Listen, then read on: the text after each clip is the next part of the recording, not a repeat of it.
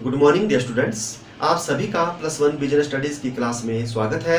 हम डिस्कस कर रहे थे पब्लिक सेक्टर और प्राइवेट सेक्टर के बारे में।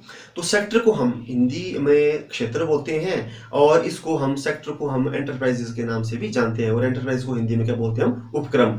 तो आज के इस पार्ट में हम डिफरेंस करेंगे, difference between public sector and private sector, या हम ऐसा बोल सकते हैं डिफरेंस बिटवीन पब्लिक एंटरप्राइजेस और प्राइवेट एंटरप्राइजेस।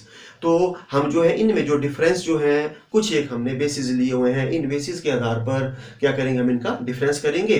तो सबसे पहले आपको बताया जाएगा पब्लिक सेक्टर के बारे में, इसके साथ साथ फिर आपको किसके बारे में बताया जाएगा, प्राइवेट सेक्टर के बारे में बताया जाएगा। तो सबसे जो फर्स्ट पॉइंट है जो हमने लिया है बेस का, वो है एस्टैब्लिशमेंट, स्थापना। तो जो पब्लिक सेक्टर है, पब्लिक सेक्टर को एस्टेब्लिश कौन करता है, इसको करती है पब्लिक सरकार। तो इसकी स्थापना, जो पब्लिक सेक्टर है उसकी स्थापना किसके द्वारा की जाती है, सरकार के द्वारा की जाती है। और जबकि जो प्राइवेट सेक्टर है या प्राइवेट एंटरप्राइजेज है, इसकी स्थापना किसके द्वारा की जाती है, या तो किसी एक इंडिविजुअल के द्वारा या ग्रुप ऑफ इंडिविजुअल्स, या तो व्यक्ति या व्यक्तियों के समूह के द्वारा। और वो व्यक्ति कौन होते हैं, प्राइवेट। तो इसकी जो स्थापना है वो निजी व्यक्तियों के द्वारा की जाती है। सेकंड पॉइंट जो है वो है ओनरशिप। तो ओनरशिप को हम हिंदी में कहते हैं स्वामित्व, अर्थात मालिक।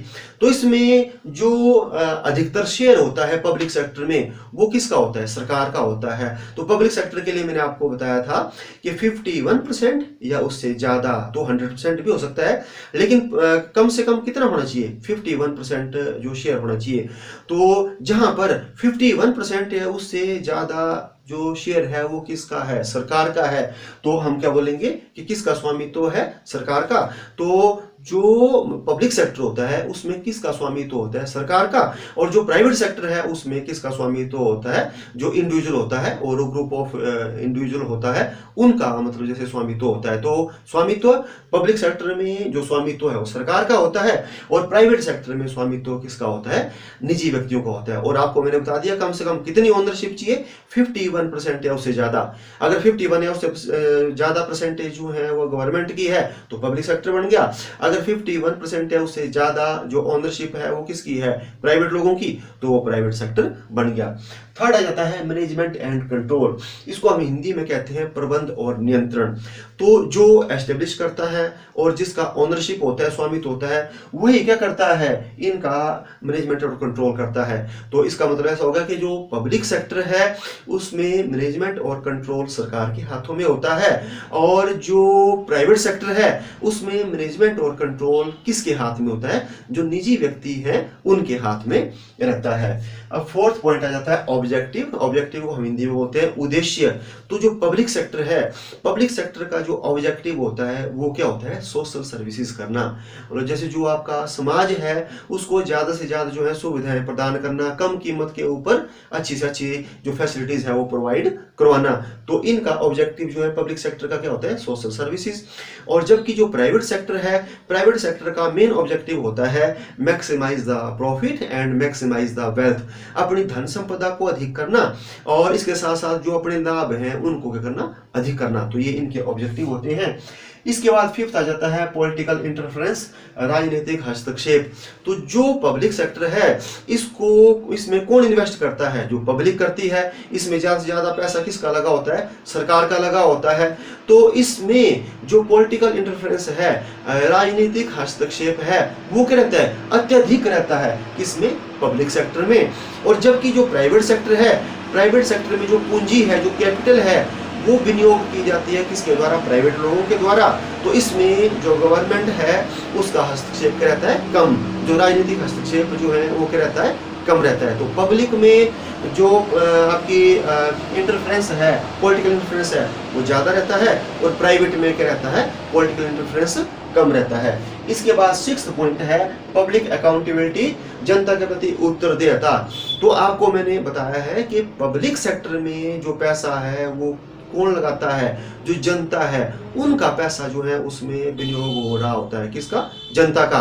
तो जनता क्या करती रहती है, मतलब उनके बारे में जैसे जो है जानकारी हासिल करती है कि जो हमने पैसा दिया हुआ है टैक्सेस के रूप में, डायरेक्ट टैक्स या इनडायरेक्ट टैक्सेस के रूप में, जो हमने जो है पैसा इन्वेस्ट किया है, जो दिया हुआ है किसमें, जैसे पब्लिक सेक्टर को हमने दिया हुआ है, तो पब्लिक सेक्टर को क्या करना पड़ता है, जनता के प्रति जो है वो बताना पड़ता है, रिस्पॉन्सिबिलिटी अकाउंटेबिलिटीज मतलब इनकी क्या है रहती है। और जबकि जो आपका प्राइवेट सेक्टर है, तो प्राइवेट सेक्टर में जो पैसा जो है वो इंडिविजुअल का लगा होता है, तो इनको जनता को मतलब अपनी जवाबदेही नहीं होती है, कोई अकाउंटेबिलिटी नहीं होती है। तो अकाउंटेबिलिटी जनता के प्रति किसकी होती है, जो पब्लिक सेक्टर है उसकी, और प्राइवेट सेक्टर की जो जनता है पब्लिक है उसके प्रति कोई अकाउंटेबिलिटी नहीं रहती। इसके बाद 7th पॉइंट आता है इंडस्ट्रियल रिलेशनशिप, इसको हिंदी में बोलते हैं हम औद्योगिक संबंध। तो जो पब्लिक सेक्टर है, पब्लिक सेक्टर का जो है स्थापना ही इसको एस्टेब्लिश क्यों की जाता है सोशल सर्विसेज के लिए, तो जो पब्लिक सेक्टर में जो है जो कर्मचारियों के साथ जो संबंध है गवर्नमेंट के वो बड़े अच्छे रहते हैं, इसके साथ साथ कस्टमर्स के साथ भी बड़े अच्छे संबंध रहते हैं, इसके साथ साथ जो सोसाइटी है समाज है उसके साथ भी क्या रहते हैं, बड़े अच्छे संबंध रहते हैं। तो पब्लिक सेक्टर में जो औद्योगिक संबंध है वो क्या रहते हैं, काफी अच्छे रहते हैं। लेकिन जो प्राइवेट जो सेक्टर है उसमें पब्लिक सेक्टर की अपेक्षा इतने अच्छे संबंध नहीं रहते। क्यों? क्योंकि उनका जो मोटिव है वो क्या होता है, प्रॉफिट को कमाना। इसके बाद जो अगला 8th पॉइंट है वो है फॉर्म्स ऑफ ऑर्गेनाइजेशंस, संगठनों का स्वरूप।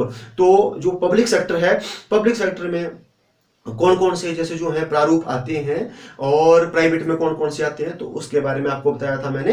तो पब्लिक सेक्टर में कौन कौन आते हैं, सबसे फर्स्ट आता है डिपार्टमेंटल अंडरटेकिंग, जिसको हम हिंदी में क्या बोलते हैं, विभागीय उपक्रम बोलते हैं। इसके साथ साथ जो आपका स्टैट्यूटरी या पब्लिक कॉर्पोरेशंस हैं, विधानिक या सार्वजनिक जो आपके निगम हैं वो आते हैं। और थर्ड जो है वो आपका गवर्नमेंट कंपनी, जो सरकारी कंपनी है, ये किसके प्रारूप है, ये पब्लिक सेक्टर के। इसके साथ साथ जब हम प्राइवेट सेक्टर की बात करेंगे तो प्राइवेट सेक्टर में क्या क्या आता है, सोल प्रोप्राइटरशिप, जिसको हम हिंदी में जो है एकल स्वामित्व भी कहते हैं, और इंग्लिश में हम इसको सोल ट्रेड के नाम से भी जाना जाता है, एकल व्यापार के नाम से। इसके साथ साथ जो पार्टनरशिप है, साझेदारी वो आता है, ज्वाइंट हिंदू फैमिली बिजनेस आते हैं, और इसके बाद आपके जो कोऑपरेटिव सोसाइटी, सहकारी समितियां वो आती हैं, और ज्वाइंट स्टॉक कंपनी, संयुक्त पूंजी वाली कंपनी, ये क्या है, ये आपके प्राइवेट जो सेक्टर है उनके क्या है एग्जाम्पल है, ये इनके फॉर्म्स हैं। इसके बाद अगला आता है फाइनेंशियल रिसोर्सेज, वित्तीय संसाधन। तो जो इन्वेस्टमेंट है वो किसकी लगी होती है, जो पब्लिक सेक्टर है उसमें जो अधिकतर इन्वेस्टमेंट जो पूंजी लगी होती है वो किसकी लगी होती है, गवर्नमेंट की, सरकार की लगी होती है, 51% या उससे ज्यादा। और जबकि हम प्राइवेट सेक्टर में बात करेंगे तो उसमें जो प्राइवेट पर्सन है उनकी जैसे जो है पूंजी 51% या उससे ज्यादा लगी हुई रहती है। इसके बाद जो है अगला आ जाता है मतलब आपके पास एविडेंस ऑफ सक्सेस, सफलता की कसौटी। अब हमने कंपैरिजन करना है जो पब्लिक सेक्टर है और प्राइवेट सेक्टर में जो औद्योगिक इकाइयां स्थापित हुई हैं, एस्टेब्लिश हुई हैं, उनका हमने कंपैरिजन करना है। तो सबसे पहले हम कंपैरिजन करते हैं किसका, जो पब्लिक सेक्टर में लगी हुई है। तो हमारे पास काफी ज्यादा इंडस्ट्रीज लगी हुई है। अब हमने वो देखना है कि कौन कितनी मतलब सक्सेस है या कौन जो है फेलियर है, ठीक है। तो वो कंपैरिजन हम कैसे करते हैं, वो कंपैरिजन करते हैं हम उनकी जो कैपेसिटी है वो किस ढंग से मतलब जैसे जो हम काम कर रहे हैं, मतलब जो अपनी उत्पादन क्षमता का पूरा कौन यूटिलाइजेशन कर रहा है, और कहां पर जो है जो लागतें हैं वो क्या बैठ रही हैं, कम, ठीक है। तो उससे किसको मापा जाता है, उससे हम माप सकते हैं किसको, जो पब्लिक सेक्टर है। और जब बात करते हैं हम जैसे जो प्राइवेट सेक्टर की, तो प्राइवेट सेक्टर में हम देखते हैं प्रॉफिट। तो जो भी ऑर्गेनाइजेशन जितने ज्यादा प्रॉफिट कमा रही होगी उसको हम क्या मानते हैं, बिल्कुल सफल मानते हैं, सक्सेस जैसे क्या करते हैं हम मानते हैं। इसके बाद जो है 11th पॉइंट आ जाता है एरिया ऑफ ऑपरेशंस, कार्य क्षेत्र। तो अब हम देखेंगे कि पब्लिक सेक्टर में कौन कौन सी औद्योगिक इकाइयां स्थापित होती हैं और प्राइवेट सेक्टर में कौन कौन सी औद्योगिक इकाइयां स्थापित होती हैं। तो ये पॉइंट भी क्या है, काफी ज्यादा इंपॉर्टेंट है।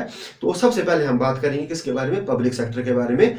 तो पब्लिक सेक्टर में मतलब जैसे कौन कौन सा सेक्टर आता है जहां पर हाईली क्या होता है, रिस्क, जहां पर ज्यादा रिस्क हो और जहां पर काफी ज्यादा जो है इन्वेस्टमेंट हो, तो उस जगह किसको मतलब किन इकाइयों को स्थापित किया जाता है, जो पब्लिक सेक्टर में। तो जहां पर मतलब जैसे काफी ज्यादा रिस्क है और काफी ज्यादा इन्वेस्टमेंट मतलब जैसे लग रही है और रिटर्न क्या है, कम, जो प्रतिफल है, जो प्रॉफिट है वो कम हो रहे हैं और रिस्क क्या है ज्यादा, तो उन इकाइयों को कौन स्थापित करता है? उन इकाइयों को करता है पब्लिक सेक्टर, जैसे आपका एस्टेब्लिश। जैसे रेलवे है, तो रेलवे में मैंने आपको बताया था कि आप बहुत कम जो है रेंट के ऊपर, किराए के ऊपर क्या कर सकते हैं, काफी ज्यादा लंबी दूरी क्या कर सकते हैं, तय कर सकते हैं। तो इसलिए इस सेक्टर में जो आपका पब्लिक, सिर्फ पब्लिक सेक्टर क्या कर सकता है, इन्वेस्टमेंट, इस जगह प्राइवेट सेक्टर इन्वेस्टमेंट नहीं करता।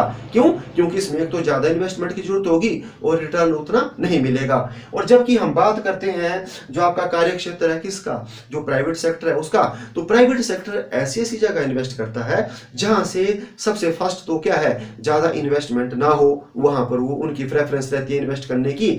और दूसरा जो है रिस्क, जो जोखिम है वो भी क्या रहो कम, तो जहां पर जो रिस्क है वो कम रहता है और इन्वेस्टमेंट भी क्या रहती है कम, ठीक है। और प्रॉफिट्स के आसार जो है, जो चांसेस है वो क्या रहते हैं ज्यादा। तो उन इकाइयों में ही कौन मतलब इन्वेस्ट करता है, जो आपका प्राइवेट सेक्टर है वो इन्वेस्ट करता है।